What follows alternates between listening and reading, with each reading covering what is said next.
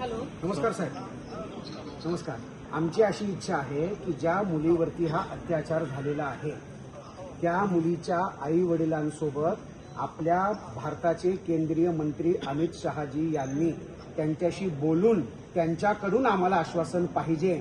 तुम्ही तो पाठपुरावा करावा म्हणून महाराष्ट्राचे गृहमंत्री आणि मुख्यमंत्री म्हणून तुमची जबाबदारी आहे. म्हणून आम्ही तुमच्याकडे त्याच दृष्टीने बघत आहोत. आज त्या मुलीचे आई बाबा मेल्यासारखे आहेत साहेब. आम्हाला तुमच्यावर विश्वास आणि आहे का? आम्हाला तुमच्यावरती पूर्ण विश्वास आहे. म्हणून तुम्ही आत्ताच्या आत्ता सुनेत्रा वहिनींना सांगून अमित शहाजींचं बोलणं आई वडिलांसोबत करून द्या. तोपर्यंत आम्ही त्या मुलीचा अंत्यसंस्कार होऊ देणार नाहीत. त्या माणसाला आई वडिलांसमोर आणून त्या आई वडिलांनी ठेचून काढायचंय. बस आम्हाला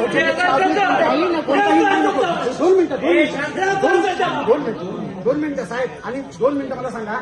फास्ट ट्रॅक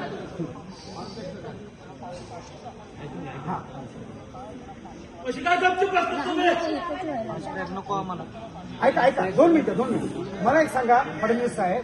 फास्ट ट्रॅकची आपली जी काय फास्ट ट्रॅकची केस आहे ती आतापर्यंत आत्ताची आत्ता 2, 4, 8 दिवसात 15 दिवसात कोणाची निकालाला लावली तुम्ही सांगा बरं. कोणाची निकालाला लावली?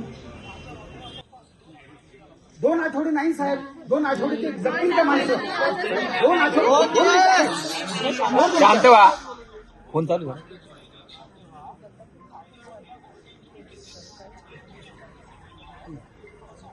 बरं ऐका.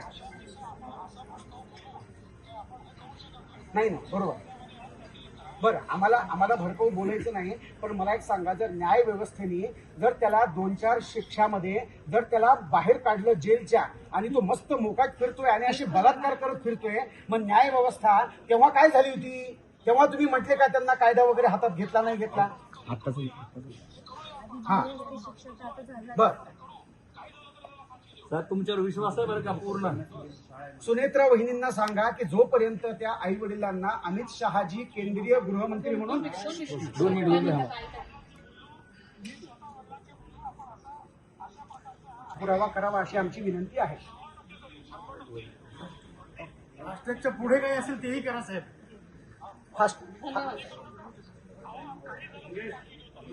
बस आमच्या समोर आम्हाला फाशी बघायची त्याची. आणि फक्त ह्या केस बद्दल नाही, असा भारतातला हा असा निकाल लावा. त्याच्यानंतर ह्या माणसाला फाशी दिल्यानंतर अशी घटना घडू द्या की सगळ्यांची फाटली पाहिजे. पुढे अशा घटना घडणार नाही अशीच शिक्षा व्हायला पाहिजे.